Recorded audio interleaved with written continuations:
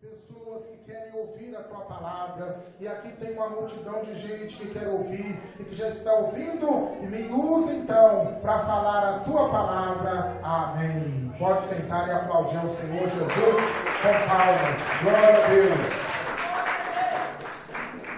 Irmãos, nós lemos aqui sobre uma situação aonde os discípulos do Senhor Jesus, eles tiveram que fazer a travessia de um mar, conhecido como Lago de Genezaré ou o Mar da Galileia.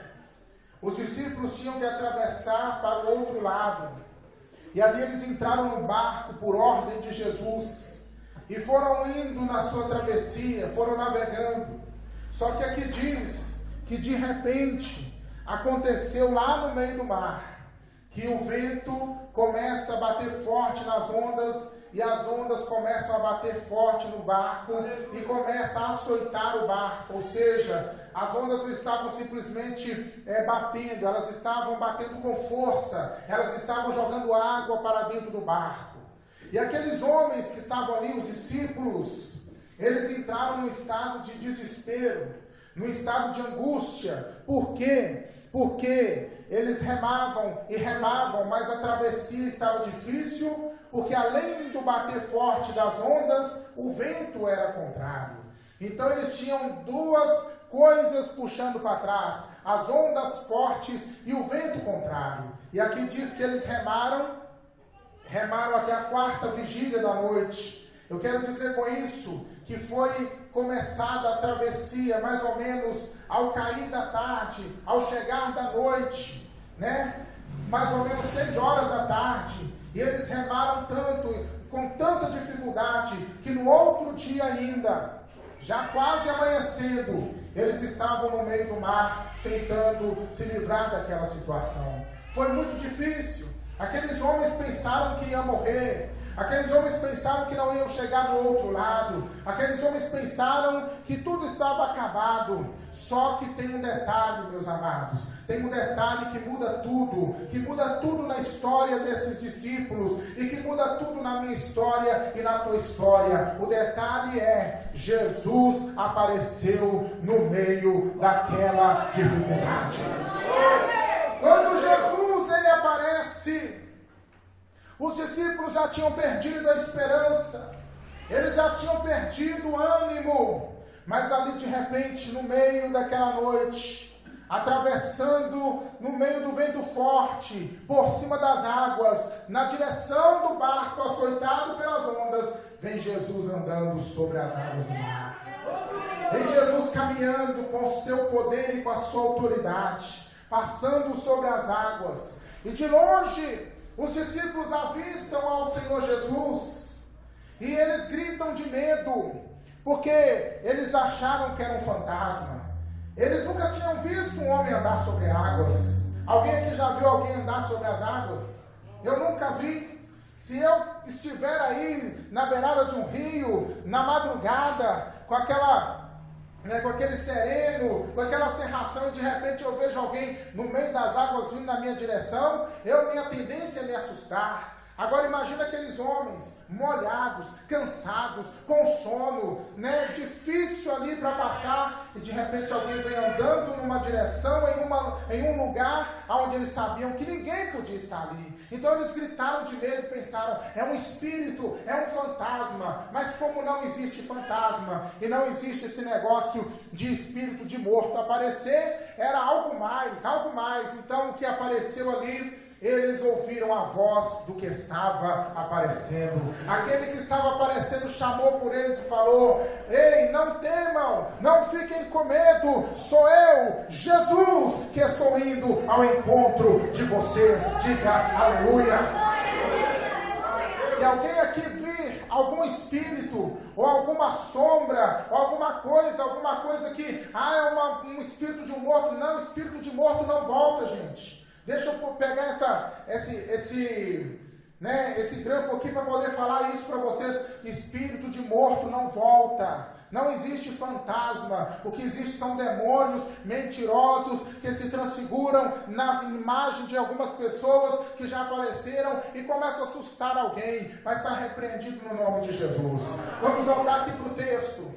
Quando então Jesus fala, sou eu, Pedro, um dos discípulos, estava dentro do barco, e Pedro, ele fala, se és tu, Senhor Jesus, então eu quero tirar agora a prova, eu quero andar nas águas também, eu quero me encontrar contigo aí onde tu estás.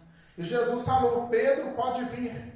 E Pedro então corajosamente, ousadamente, desce do barco, coloca o seu pezinho sobre a água, coloca o outro pé sobre a água, sente firmeza e vai caminhando na direção de Jesus. Ele vai indo na direção de Jesus. Mas chegou um certo ponto daquela caminhada que Pedro, então, ele começa a sentir ou prestar atenção no vento forte. Ele então olha para baixo e vê o balanço das ondas e ele se assusta e ele fica com medo. E quando vem o medo, veio a dúvida. E quando veio a dúvida, o Pedro começa a afundar. E ali ele vai afundando e pensa, agora acabou mesmo, estou no meio do mar. Estou afundando agora não tem mais jeito. Mas aí Jesus já estava ali perto e segura na mão dele e fala, pega aqui, homem de pequena fé, porque duvidaste. E Jesus volta com ele para o barco, e quando Jesus entra no barco, tudo se acalma. Tudo tranquiliza. Ali o vento forte parou, aí as ondas baixaram. E ali um olha para o outro, Pedro olha para João, João olha para Tiago, um olha para o outro, um olha para Mateus, o outro olha para o outro discípulo e falam um para o outro, quem é esse? Quem é esse? E se prostram diante dele e o adoram, porque reconhecem ali que Jesus é o Filho do Deus vivo, que tem autoridade sobre o céu, sobre a terra e sobre todas as coisas. Diga aleluia! E eu olho para essa palavra nesta noite, eu olho para você nessa noite, e eu olho para mim nessa noite, e eu começo a nos enxergar como aqueles discípulos, eu começo a nos enxergar a nossa vida como aquele barquinho atravessando o mar. Eu olho para a nossa vida e eu vejo nós atravessando os mares da vida, as lutas, as dificuldades são como mares. Os problemas, a caminhada do dia a dia são como mares da vida. E aí eu olho e vejo que por muitas vezes nós somos afligidos ou estamos sendo afligidos hoje por ondas altas e por ventos fortes. Quantos aqui glorificam a Deus nessa noite e adoram a Deus, mas só você e Deus sabe como está a sua vida? Em questão de luta, em questão de problema, em questão de aflição na alma.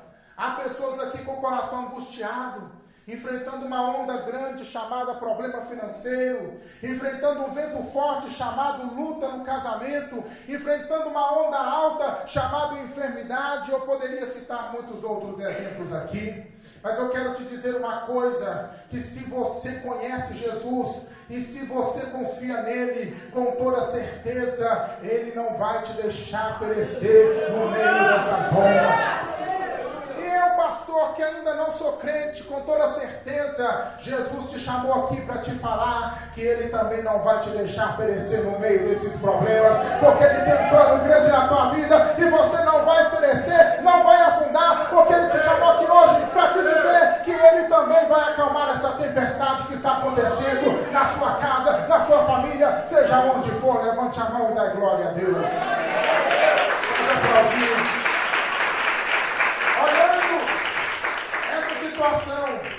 Eu começo a aprender algumas coisas muito lindas aqui nessa palavra. E a primeira coisa que eu aprendo, meus amados irmãos, é que os discípulos estavam em plena obediência à ordem de Jesus. Se você ler aqui o versículo 22, você vai ver no começo do versículo que logo ordenou Jesus que os seus discípulos entrassem no barco e fossem adiante. Quem mandou eles entrar no barco foi Jesus. Quem mandou eles atravessar o mar foi Jesus. Mas por que então que veio o problema e veio a dificuldade? Há muitas pessoas que estão com a mente confusa e perturbados, porque estão passando dificuldades e estão perguntando por quê? Por quê? Será que eu estou em pecado? Será que eu estou pagando alguma coisa? E aí vem o diabo e fala, você está passando essa luta porque você está pagando. É Deus que está pesando a mão em você. Aí vem alguém e diz, se você está passando essa luta, é porque tem algum problema na sua vida. Tem alguma luta na sua vida. Ou seja, tem algum pecado na sua vida que está provocando essa luta na sua vida. Mas nem sempre vento, tempestade, onda alta significa que estamos colhendo o fruto da desobediência. Não, nem sempre. Porque aqui havia homens que estavam obedecendo. Havia homens que estavam seguindo a ordem de Jesus. E a onda veio sobre eles a si mesmo. Eu quero dizer para você que tem sido fiel, para você que tem sido crente verdadeiro, para você que tem confiado em Deus, para você que tem orado, que tem vindo à igreja, que tem ofertado, dizimado e que está passando por aflição, eu quero dizer para você uma coisa que muitas vezes questiona, Deus, eu estou sendo fiel, por que essa luta? Deus é que está permitindo esta luta na tua vida, não é por causa de pecado, mas é para você fortalecer a sua fé. Porque a fé é como músculo, a nossa fé é como músculo. Se nós exercitarmos os nossos músculos, eles vão ficar fortes e vão crescer. Qualquer pessoa, por mais franzininho que seja, se começa a fazer musculação, começa a ir para a academia sempre, começa a ficar com aquele músculo alto, né? Começa a ficar fortão. É assim com a nossa fé. Mas a fé do homem e da mulher só é exercitada na hora da luta, na hora do problema. É quando nós somos desafiados a seguir adiante, obedecendo a voz do Senhor, mesmo que os ventos sejam contrários. Então essa luta na sua vida não é porque você tem pecado. É lógico, luta gera pecado, mas nem toda luta é gerada por causa do pecado. Nem toda luta é gerada por causa do pecado. Tem muita gente aqui fiel, sincero, passando aperto e dificuldade, e o diabo te acusando, o diabo tentando abater a sua fé, mas Deus diz para você, eu estou contigo, eu vou passar contigo, essa luta é para testar você, para que você cresça, para que você tenha experiências maiores comigo, para que você me conheça melhor. Oh, aleluia! Se você olhar aqui antes dessa situação, os discípulos viam Jesus como profeta, como mestre, como guia, como abençoador. Mas depois dessa situação a visão deles se abriu, a visão se expandiu, porque eles começaram a ver Jesus como ele é, muito mais do que abençoador, muito mais do que aquele que cura, muito mais do que aquele que prospera. Eles começaram a ver Jesus como o Filho de Deus. Depois dessa luta a sua visão vai se abrir. Depois dessa luta a sua fé vai estar mais firme e mais forte. Depois dessa tempestade você vai reconhecer muitas maravilhas de Deus que você até hoje não reconheceu. Depois desse problema você vai viver milagres de Deus que você ainda nunca viveu. Deus está permitindo isso. Você vai passar e vai cantar do outro lado. Então os discípulos não estavam em pecado, eles não estavam em desobediência, eles estavam obedecendo a voz do Senhor, mas mesmo assim a luta veio. Deus permite o fiel ser provado. A outra coisa que eu vejo aqui, por que Jesus não apareceu logo? Por que Jesus não veio logo na primeira vigília? Deixa eu contar as vigílias para você. De 6 às 9 da noite, 18 às 21 horas, primeira vigília. 21 horas até a meia-noite, segunda vigília. Meia-noite às 3 da madrugada, terceira vigília. 3 da madrugada às 6 da manhã, quarta vigília. Por que Jesus não apareceu na primeira vigília da noite? Era assim que eles dividiam o tempo. Por que Jesus não apareceu entre 18 e 21 horas?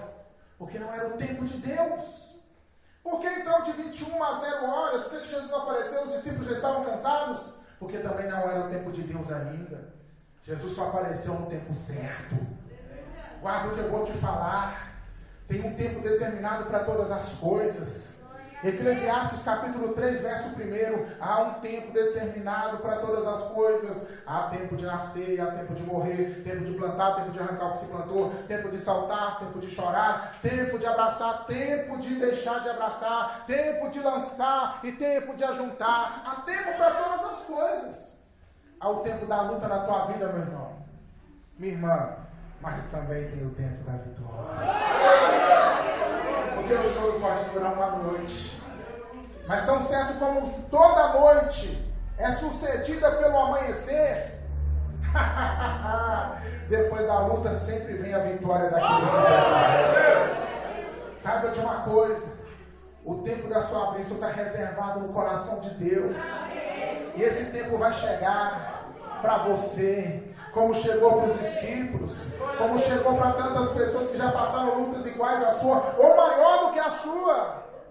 Então não desiste, não desanima, porque mesmo que pareça demorado, mesmo que pareça que Jesus nunca vai aparecer, mesmo que para você as esperanças estejam já perdidas, aguarda, porque na hora certa Ele vem. Ele sempre vem. Ele sempre vem. Se você olhar a Bíblia, se você olhar os exemplos de gente que passou prova e luta, você vai olhar, vou começar do profeta Daniel. O profeta Daniel foi lançado na cova dos leões. Parecia estar tudo perdido. Mas antes que o leão comesse ele, naquela noite, Deus mandou o anjo e fechou a boca do leão. Os amigos do profeta, os 3 jovens, Sadraque, Mesaque e Abednego, foram lançados na fornalha de fogo ardente, mas antes que o fogo queimasse eles, o 4º homem, o Senhor, estava já no meio do fogo, para não deixar eles perecerem. Aí você vai adiantando, você vai olhando outros exemplos na Bíblia, de pessoas que chegaram na beira da destruição, na beira de um problema, na beira de uma situação, de um problema que ia acabar com eles. Mas antes que o problema acabasse, Deus chegou no último instante e mandou parar tudo. Então a sua hora vai chegar, aguarda. Eu não sei se é na primeira vigília, na segunda vigília, na terceira ou na quarta, eu só sei que Ele vem. Talvez você já está orando, já tem 1 ano, 2, 3, 4, 5. Aguarda, persevera, porque a sua hora vai chegar. A sua hora de sorrir vai chegar, minha irmã. A sua hora de prosperar vai chegar, meu filho. A sua hora da cura vai chegar, da prosperidade, da solução no casamento, na família. Vai chegar a tua hora, se você não desistir de crer. Quantos aqui não desistem de crer? Quantos aqui não desistem de acreditar? Eu também não desisto. É por isso que eu sei que a minha hora também vai chegar. Vai chegar. Aí quando Jesus aparece, Pedro então olha e fala: se és tu, manda eu ter contigo sobre as águas. Jesus fala: vem. Jesus prova a fé daquele homem no meio das águas. Você tem fé, Pedro? Tem, então vem. E o Pedro creu. Ele aceitou o desafio. Irmãos, até mesmo na hora da prova da fé, dentro da prova da fé, vem uma prova da fé dentro da prova da fé. Tem gente aqui provado, mas no meio dessa prova, Deus está te provando dentro da prova. Provando a sua fé. Sabe por quê? Porque Deus tem grandes coisas para realizar na tua vida. Então Deus quer te fazer maior, quer te fazer grande, quer te fazer alguém que alcança as maiores vitórias. Aí Pedro foi provado. Vem Pedro. Pedro foi andando. Mas enquanto ele foi andando, olhando para Jesus, deu tudo certo. Ele pisou sobre as águas e já ia chegando até onde o mestre estava. Mas chegou um momento que Pedro deixou de olhar para Jesus e começou a olhar para as ondas. Começou a olhar para o vento, sentiu o vento. E de repente veio o medo, e com o medo veio a dúvida. E com a dúvida veio o fracasso. Assim acontece conosco. No meio da prova, no meio da tempestade, no meio do vendaval, vem outra prova. Deus vai testando a nossa fé. E tem muitos aqui que começaram firmes, andando sobre as águas. Começaram conquistando, começaram vencendo o desafio da fé. Mas chegou um momento que você começou a olhar mais para o problema do que para Jesus. Começou a olhar mais para a luta do que para Jesus. Começou a prestar mais atenção no rebuliço financeiro, né? Na dificuldade na saúde, no outro problema, e largou de olhar para Jesus. E aí a sua fé está desabando, talvez.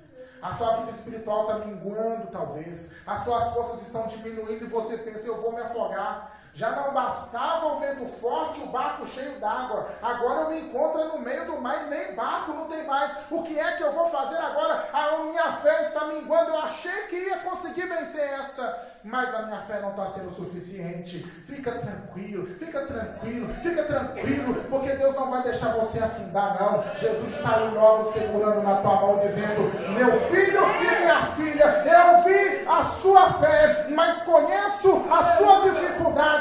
Mas nessa noite eu seguro na tua mão e te digo, o tempo da prova passou. Vamos pro barco, porque chegou a hora da sua vitória, chegou a hora do seu milagre, chegou a hora da sua bênção. Levanta a mão da glória, porque Jesus não vai deixar você se afogar, não vai deixar você perecer.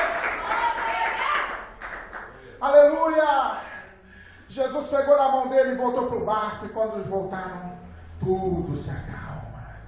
Que bom quando chega essa hora, não é que tudo se acalma. A luta cessa, a porta se abre, o vento passa, a alegria vem. Eu quero dizer para você nessa noite, a moral da história é a seguinte: se você permanecer fiel, você vai cantar o hino da vitória do outro lado. O barco chegou do outro lado tranquilos, não teve naufrágio, não teve morte, não teve fracasso e derrota, teve prova, mas eles foram aprovados. Você está sendo provado, meu irmão e minha irmã. Permanece fiel, que você vai ser aprovado por Jesus.